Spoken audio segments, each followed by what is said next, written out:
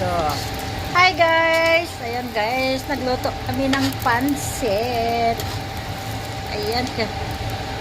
Para hahaba ang buhay ni Arnold sa birthday niya. Ano? Lata na ba na? Yung kapatid ko, ano ko na, ipapain ko na yun sa kapatid ko. Ilan ang magic sarap nila ganun? Isa pa ang Kulang pa yun anak ko eh. Bakit? Ihalin mo? Sobrang ano? Sige, tapos mamaya naman konti. Dumikit ba na?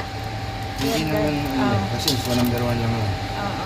Yan, parang nakuha ko yung sa ilalim. Oo, Sa ilalim kasi- yung gulay.